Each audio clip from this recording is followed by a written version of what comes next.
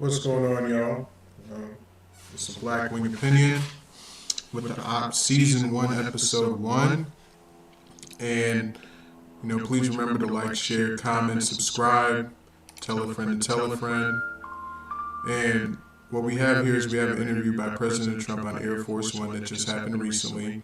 He's going to discuss a few things when it comes to Iran and the Ayatollah, to Maduro, and to pretty much, the fraud and, what's going on in Minnesota with the whole rioting and, peaceful protests and stuff like that. What a nice grouping this is. This is really nice. Look at this. It's going to be very rough in about 10 minutes, so we'll have to go a little bit quickly. They just said very, very rough. You're on Iran. Have they crossed your red line yet to trigger a response? I know they're starting to, it looks like, and there seem to be some people killed that aren't supposed to be killed. These are violent, if you call them leaders, I don't know if they're leaders or just they rule through violence. But we're looking at it very seriously. The military is looking at it, and we're looking at some very strong options. We'll make a determination. Which options have you been briefed on? Are you meeting with senior officials? See, these reporters are slick. So she just asked, what options have you been briefed on? So pretty much she wants him to give away the playbook, and that's not happening. This is what most of these, media liberal outlets do. And it's sad because we have a media system that's working against the president and working against the people. They're just a bunch of gaslighters. You have Communist Now, you have Communist News Network, you have the Communist Broadcasting System. You just have all these news outlets that spew the same thing, and it's hatred towards Trump. It's blame the administration for every little thing. You broke your toe, you got to blame the administration. And it's just quite sad because even if there is a positive article on Trump, they would always spin it and just say how bad he is, even though I think he's doing a great job for the country. And people expect him to just do everything all in a month, and that's just not possible. The Biden regime ruined this country, and he has to pick it up piece by piece. I mean, when you look at it, he's doing a very good job. He's trying to get prices down, but, the Fed rates have to go down. And who's that? Jerome Powell. And Jerome Powell doesn't want to comply. He's just a plant that wants to, make it hard for Trump, it seems like. He's trying to, justify his actions by rationale when he's actually spending taxpayer dollars, supposedly spending taxpayer dollars, on some reconstruction and also some renovation of some of the Fed buildings. Are you meeting with Am I going to really, are you asking me to say what will they do, where will we attack, when, and at what angle will we attack from? Are you considering I'm with the U.S. White House TV pool. I'm wondering, are you being briefed on options? See, she said I'm with the U.S. TV House blah, blah, blah pool. Like, lady, obviously with the mainstream liberal media network, you just don't want to say it, but he gets it out of her in this clip. CNN, sir. Why don't you just say I'm with CNN? She says, I'm with the White House pool. Yes. And I say, what? You're with CNN. You're with fake news. Because CNN is fake news. Go ahead, give me a question. Can I ask how you're balancing and how you're deciding your response, the balance between helping protesters versus hindering them? Because I imagine that's a delicate balance to strike. Some of the protesters were killed through the stampeding. There's so many of them. And some were shot. We're getting a full report. I'm getting an hourly report, and we're going to make a determination. The son of the disposed Shah and some military leaders are encouraging you to take action in Iran. Is that a serious option? And are you People have been shot, and we're looking at it. Yeah, please. Are you going to go to Venezuela, or is Secretary Rubio going to go to Venezuela anytime soon? Are you going to We're doing well. Venezuela is really working out well. We're working along really well with the leadership, and we'll see how it all works out. AKA the president of Venezuela is Marco Rubio. I wonder who would the vice president be. It definitely wouldn't be that lady there currently right now.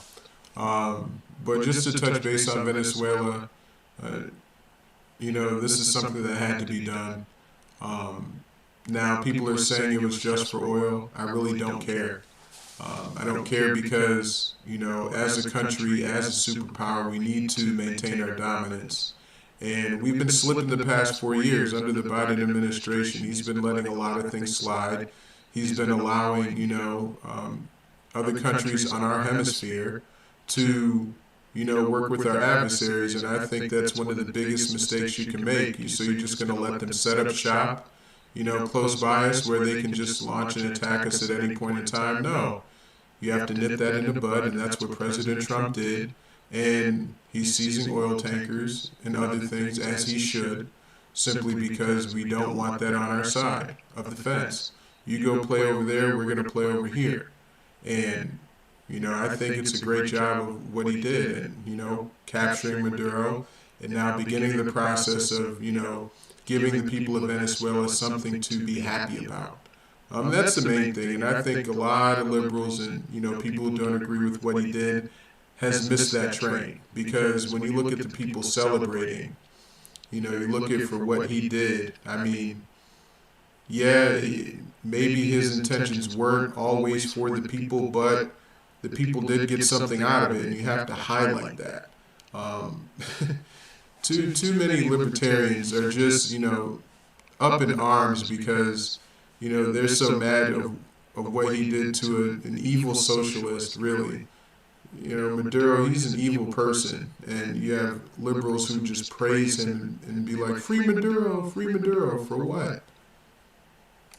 Dulcie to go. At some point I'll meet. Yeah, she's been very good. She asked us, can we take 50 million barrels of oil? And I said, yes, we can. It's $4.2 billion. And it's on its way right now to the United States.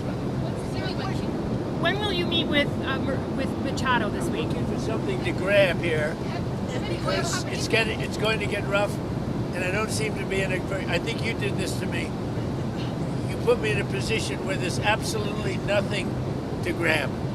Mr. President. So I'm looking for something to grab, and it's not going to be Caroline. Have any oil companies made commitments to you, sir? Have any oil companies made commitments to the United States after your meeting on Friday, sir?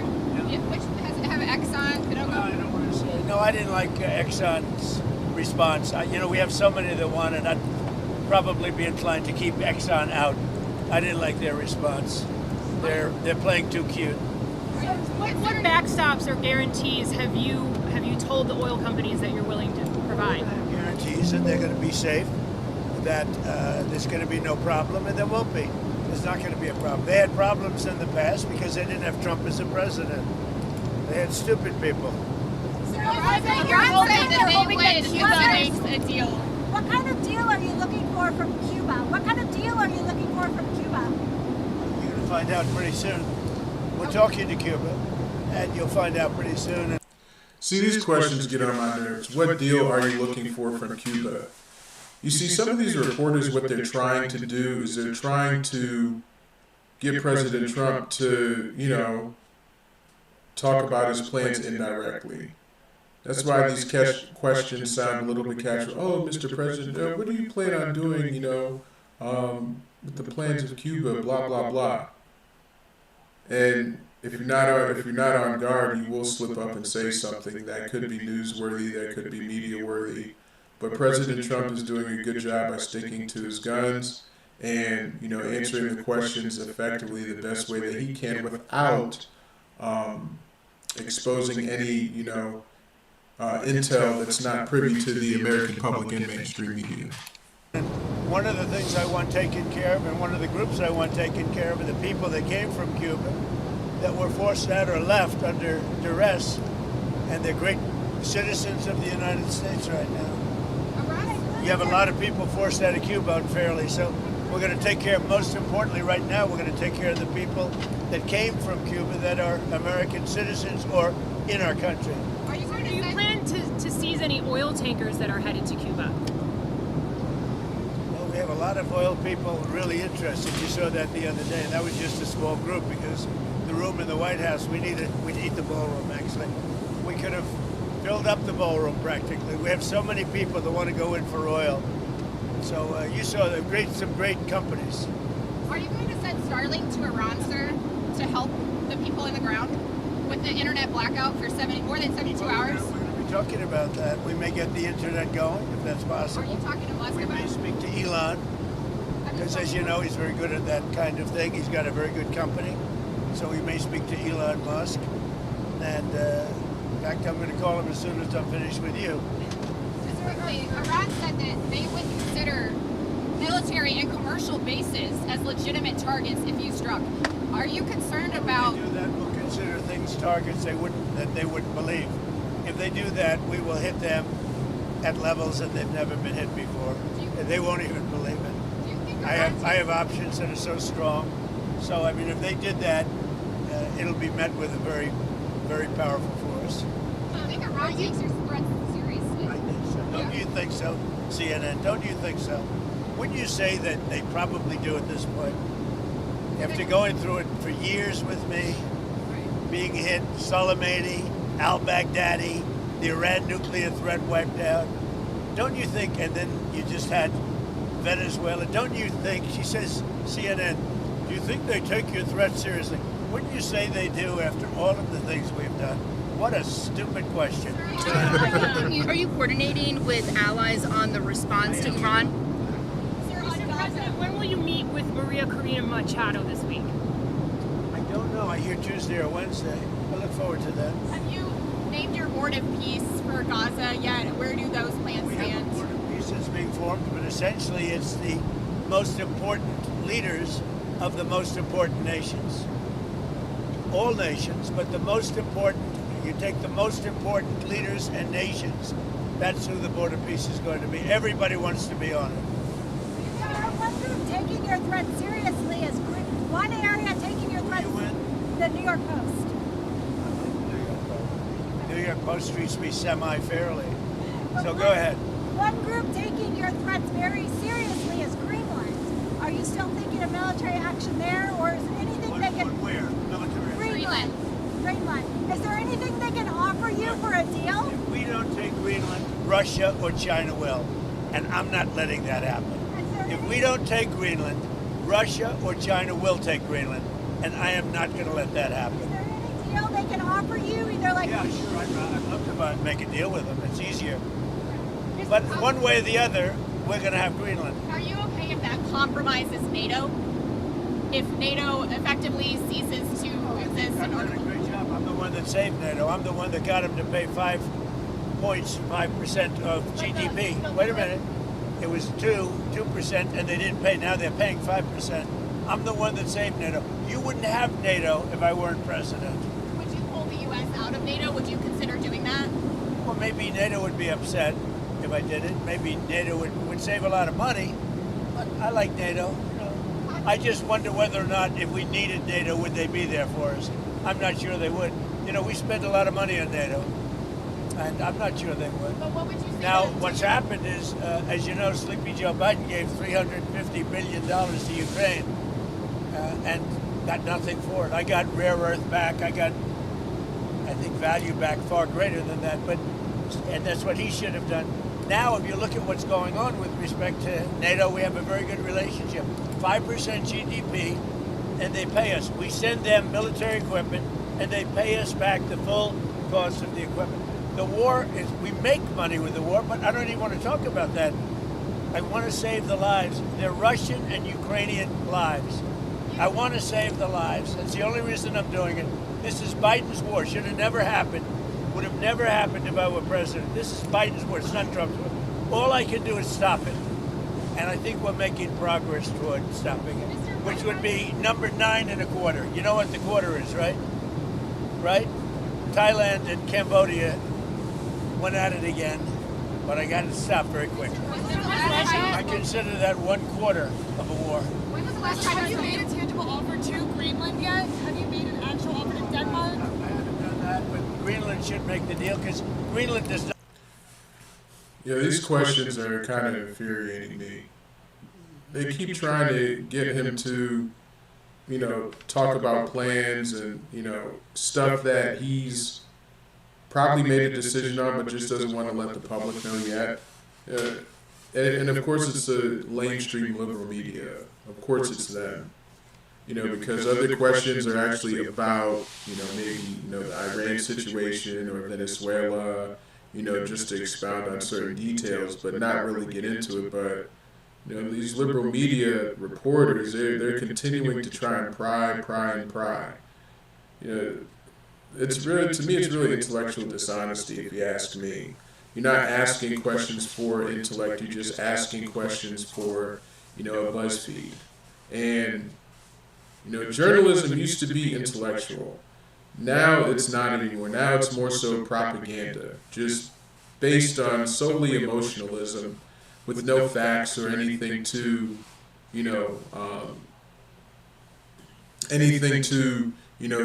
support, the opinion, with nothing.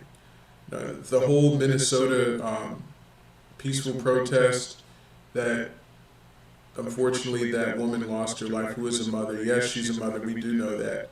However, if you can't see that she used her vehicle as a weapon, then I think you need some therapy.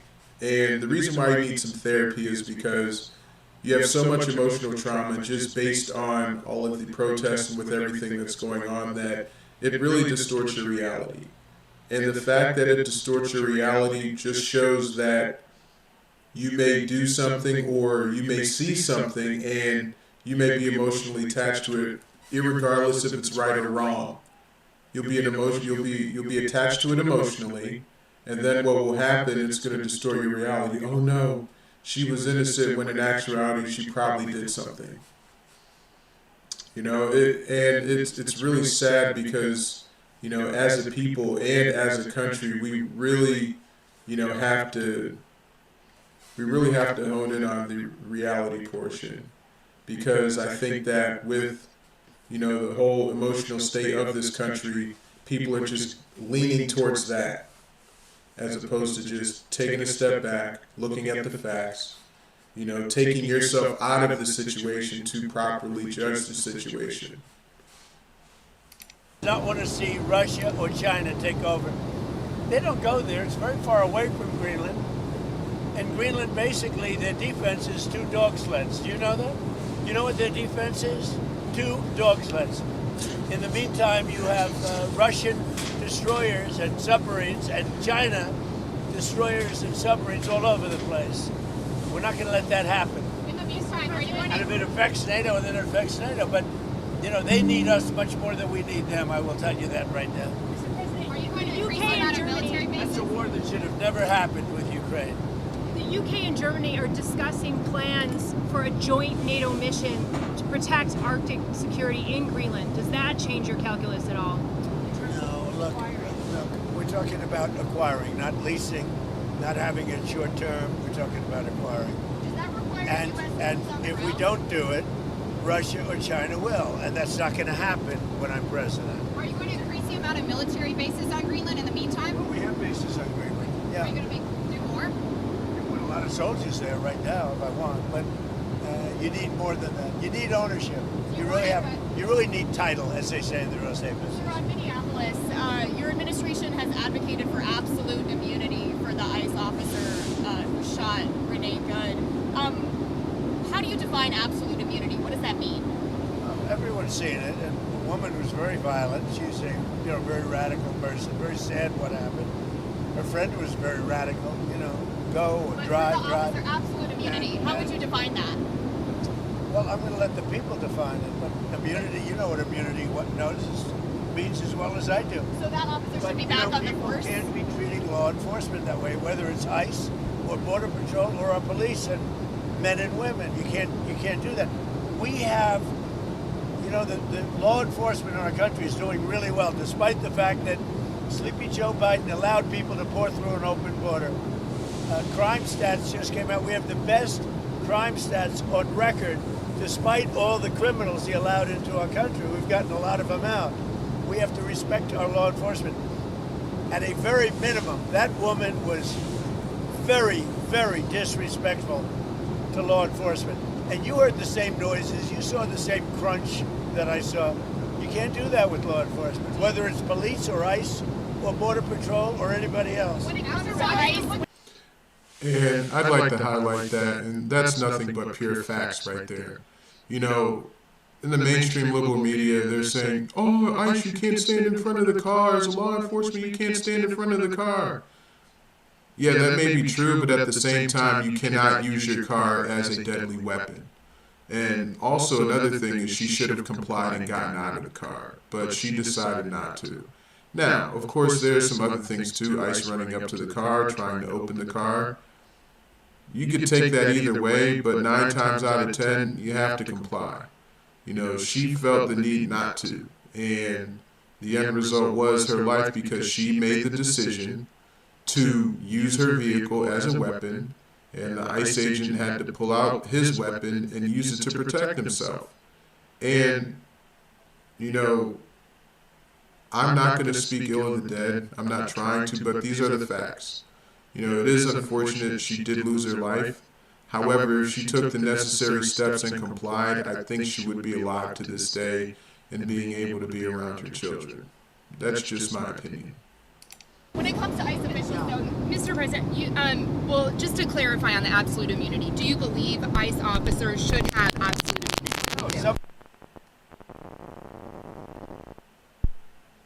Generally speaking, I mean, these people have been harassed and threatened every day.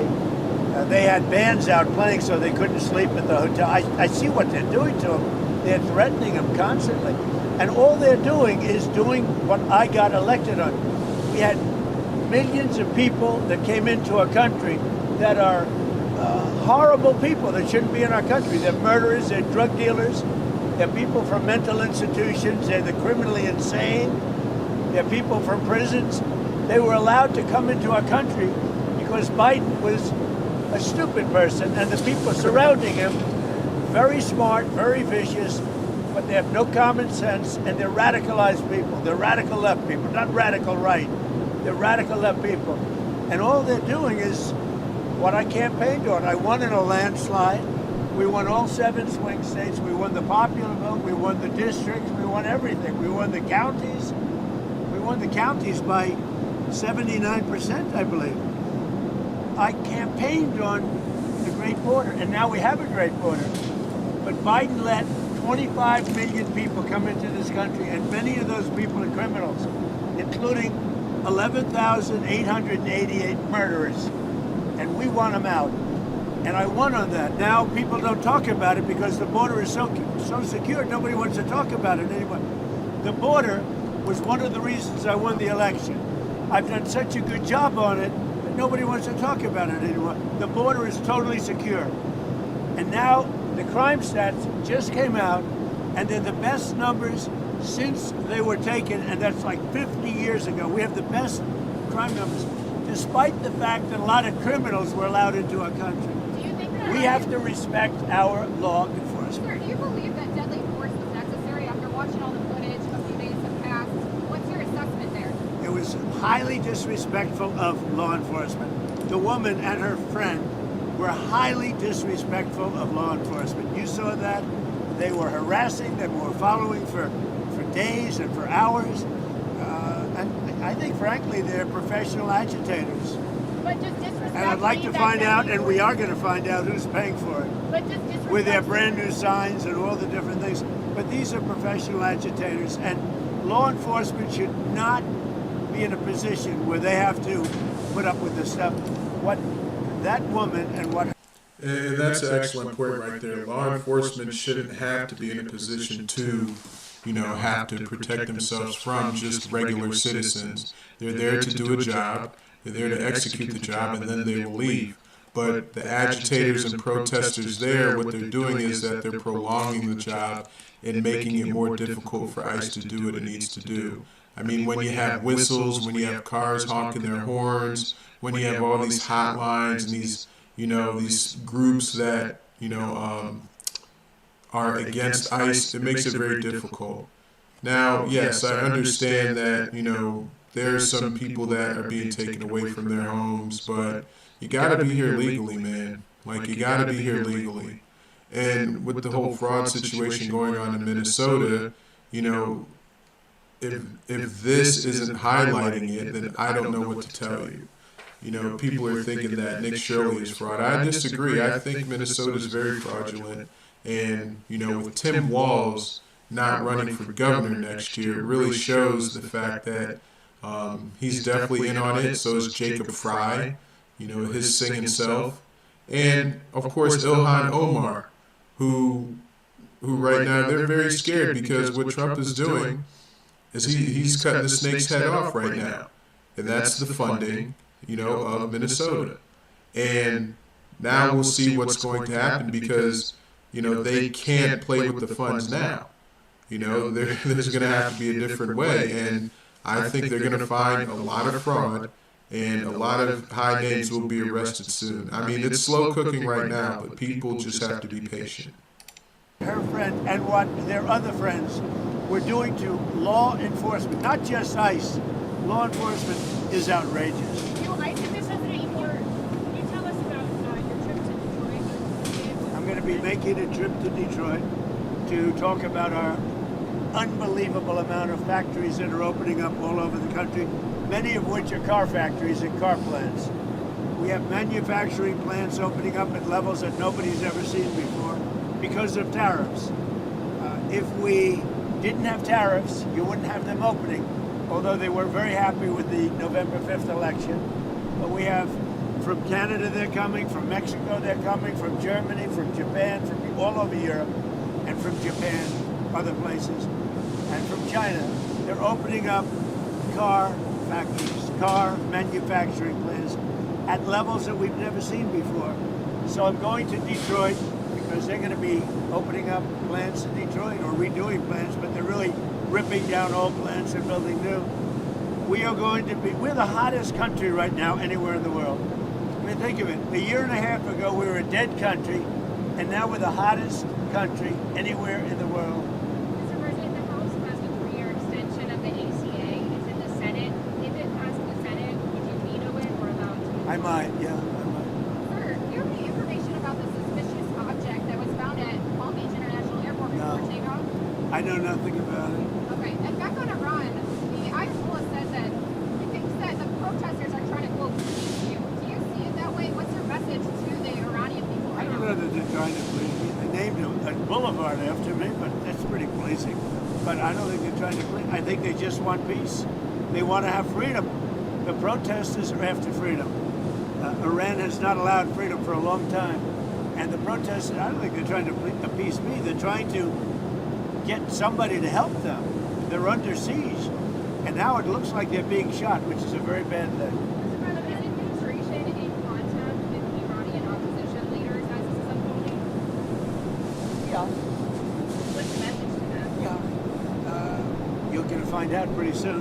You said that help is on. Yeah, go ahead. With the beautiful red hair. Thank you. I appreciate that. We're coming up with the premiere of Melania. Have you seen the movie yet? What are your thoughts on it? I've seen pieces of it. It's incredible, I tell you. I think it's going to do very, she did a book, and the book was a big #1 bestseller, and this is a movie, and it seems to be captivating a lot of people's attention. It's very good. Because here we go again. Yeah, it's going to be doing the premiere at the Trump Kennedy Center. It'll be very exciting. It's a very hard ticket, I can tell you. Everybody, Wayne Gretzky and his wife Janet, beautiful wife, great wife. They said last night, gee, I want to go to everybody wants tickets to the premiere. Do you think that I think it's going to be great. Mr. President, is there any timing on the mortgage bond purchases you announced last week? On the what? Mortgage? Mortgage bond purchases by Fannie Mae and Freddie Mac? No, they're already doing. No, they're already doing. They've started. Yeah, they started the process. And it's having a great impact. Interest rates are falling very rapidly. Not only for that reason, for other reasons too, but interest rates are falling very rapidly.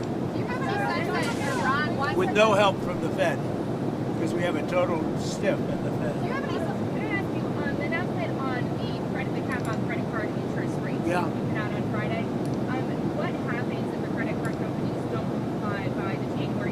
then they're in violation of the law.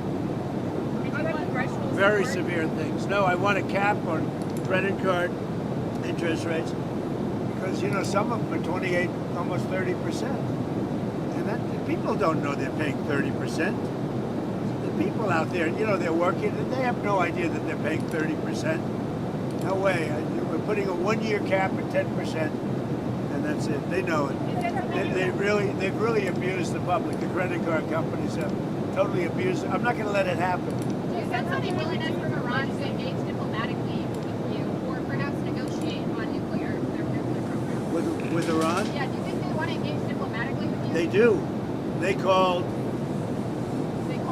yesterday. Is it still an option? Iran called to negotiate. Yesterday. The leaders of Iran called. They want to negotiate.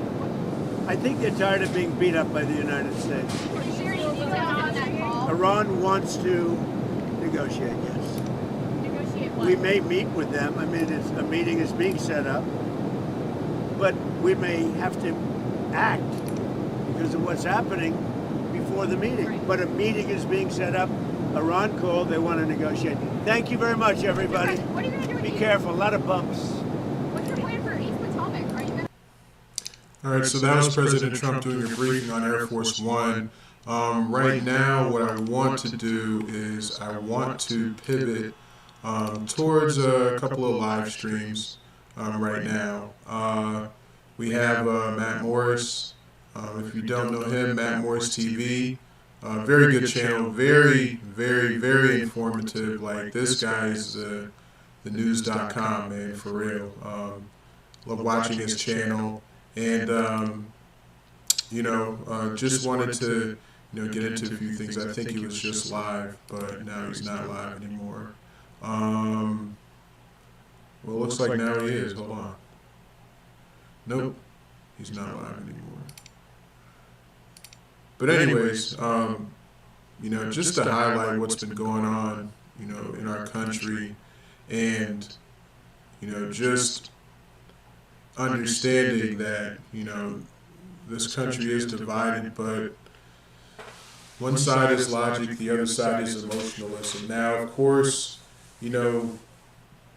people aren't going to agree with your, political stance, and that's totally fine. But at the same point in time, it doesn't mean you need to hate the person. Right now, what's happening is that the American people are being gaslit. And there are some that are just believing the gaslighting, and there are others that are just taking a step back and saying, all right, here we go again. The main issue is the fact that, disagreements are a part of life. They've been a part of society since the beginning of time. And so when two people disagree, it shouldn't come to the point where you don't speak to the person anymore. It shouldn't come to the point where you totally etch the person out of your life. That's the crazy part, because, I've had friends that I've disagreed with, but they've helped make me better in my life, because there are some things that, they knew that I didn't know, and vice versa. And I think people really need to, look at themselves and understand that, am I being this way? And why am I being this way? Because the hate is pretty much propagated when you look at it. So, the whole thing about Trump and hating Trump, I mean, that's been since he started running for president. Like, the TDS runs deep. Like, it started in, 2015, 2016. I'm telling you. And, they started hating him then, but before they didn't really care for him. They thought he was all right, a public figurehead on TV, billionaire, mogul, this, that, and the third. But now, since he's been running for president, all of a sudden, he's just public enemy number one. And I just find that odd, to be honest with you. I find that really, really odd right now, because, when you look at it, it's, I'll give him a chance. I voted for him 3 times. I'd vote for him again. Because, the issue is that people don't look at him as a politician. They look at him as just a billionaire who throws money around. And that's not true. You know, I think he definitely has a love for this country. You know, he definitely wants to see America do better. He wants to see people do better in general. And I think we really have to look at that. You know, I don't understand why he would want the country to be bad, because in even some of his speeches prior to his presidency, where he didn't want to be president, he had a huge insight on, you know, what the country was and what it could be. And that takes a lot of intellect, if you don't know. For people who don't think that, you live under a rock. To even make the decisions that he's making takes a lot of intestinal fortitude, and it also takes a lot of intelligence. I mean, you know, he's brokering deals with different countries. Like, you can't, he's not faking the funk. And for people that are armchair quarterbacking, you know, I think you guys don't know the half. And I think that's the issue. But what I wanted to do now was I wanted to segue into Pete Hegseth because, you know, he right now is speaking, I believe he's speaking in Texas, and I wanted to catch some of what he was saying. There will be a demand signal from the Department of War to have you keep running. So I want to give my appreciation to the leadership here of this company that has taken that demand signal and is running with it. That's exactly what we want. And we're going to give the same message to small companies and medium-sized companies. Join us in this sprint. The urgency of the moment requires it. The war fighters need it, and they need it yesterday. So thank you very much for inviting us here and having us here. Thank you for the accepting and grasping the challenge of President Trump, as well as our department, whether it's R&E or A&S, everybody. My charge to my team is to do everything they can with this precious moment we have to rip the bureaucracy out and streamline the process so that we can get in the hands of the war fighters what they need today. So thank you all so much for what you do, for why you're doing it. I've had a chance to meet a number of you who have kids or grandkids in the service. Many of you have served yourself. We are shoulder to shoulder with you because we can't deter the next conflict without the skills and capabilities that you have. I'll end by saying what President Trump said over the radio to the incredible Americans who went to downtown Caracas. He simply said, "Good luck and Godspeed." I know you don't need good luck. You're good at what you do. But Godspeed, because we need the capabilities you're creating here, and our job is to ensure you have everything you need in that process. God bless. Thank you very much. Appreciate it.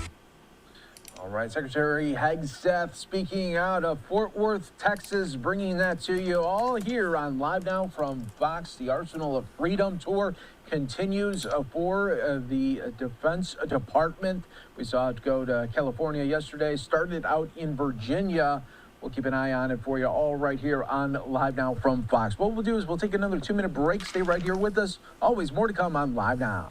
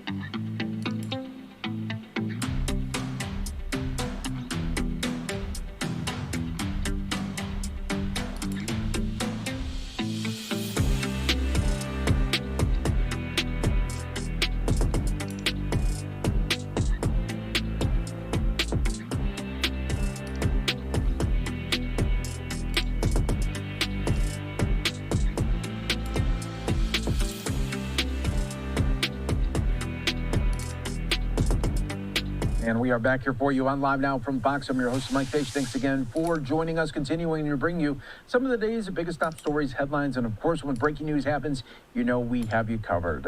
Next up, we want to take you right outside of the White House. Earlier today, Press Secretary Caroline Leavitt speaking to reporters. We played just a little bit of it. We want to showcase it to you in full right now. Let's listen in. Week here at the White House. As you all know, we'll be traveling to Michigan tomorrow. I know the president's really looking forward to it. He's going to give a speech at the Detroit Economic Club in addition to touring a factory in Dearborn, Michigan that produces F-150s. And my understanding is Ford is ramping up that manufacturing and also going to be hiring more American workers at this facility thanks to President Trump's policy. So he'll be doing that tomorrow and talking about all of the great economic news, which I would be remiss if I did not point out to you all. We have mortgage rates falling below 6% for the first time in years. Thank you, NBC, for this very fair and honest headline. But this is the truth, and these are the facts thanks to President Trump's economic policies. So frankly, they're hard to deny.